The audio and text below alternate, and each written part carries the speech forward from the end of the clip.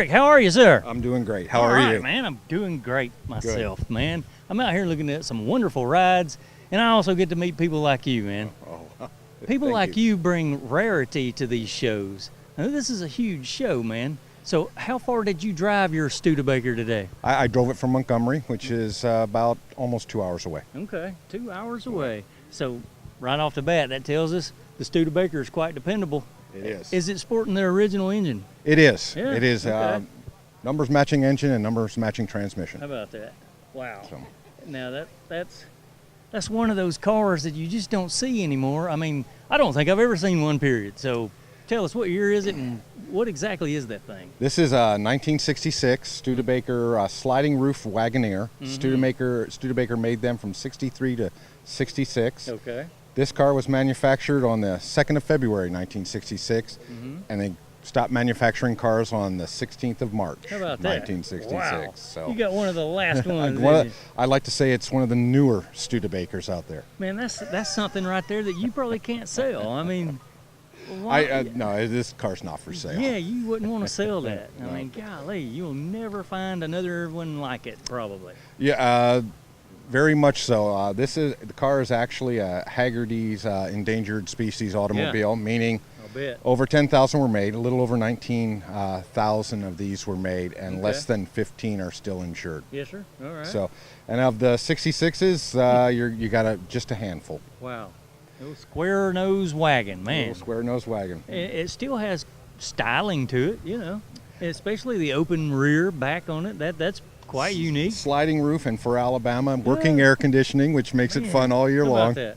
So. All right, now I want you to pop the hood. I want to check this out. See what kind of power plant they put in them. Very unique nose emblem.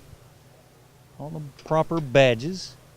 Oh, look at that. That thing is just as clean on the inside as it is out. Look at that. It's 283 General Motors short block. Wow, I'd have guessed it had a 6-cylinder in it, but no. They came both 6-cylinder and V8. Studebaker's foundry in South Bend, Indiana, closed in December of '63, and they had enough engine blocks cast for the '64 model run, but they had dealer commitments through 1966. Okay. So they sourced drivetrain from General Motors in '65 and '66. Wow. All righty. So drivetrain's easy to maintain. Yes, sir. It is. That's a good thing. It is a very good thing. Hard thing to get are badges, because badges like the 283 badge on the fender, only 65 and 66, and they don't get reproduced. Yeah. So you have to find a wrecked one somewhere. Oh, man. Yeah, hopefully you won't never have to do that. That one right there I had to find. Really? It took a year and a half. Yeah, yes, sir. Took you a year and a half to find that one badge. Yeah, that's the downside of having such a rare vehicle. It is the downside, but hey, man, look at it. It's worth it.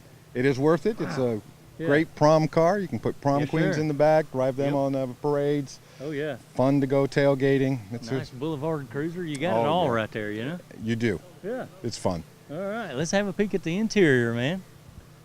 What do we got in here? Red leather, or is that vinyl? What do we got? Vinyl. They, I actually came from a car. This car came mostly from Kentucky. Okay. Bits and pieces came from elsewhere, to include a lot of the interior was sourced from a wrecked 6-cylinder Wagonaire, but it is the factory color that came with the car when it was produced. I have under the hood the original production order.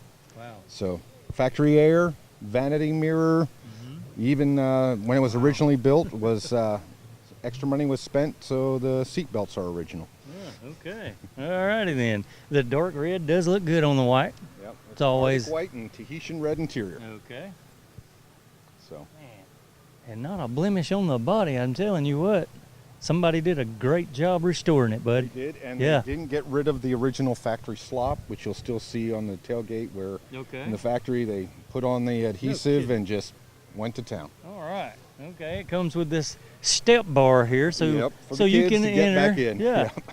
Yeah, because you know, back in the day, boys, you load this thing down with a family and go have a blast. That's exactly it. Yeah.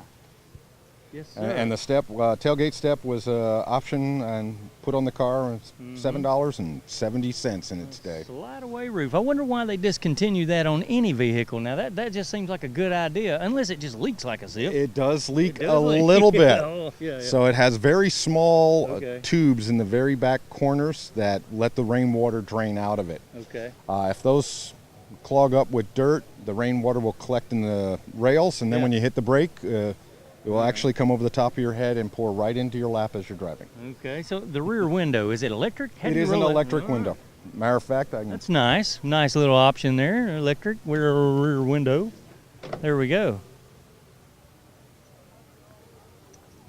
Here we go. Hey, man, he zips that baby up with a key.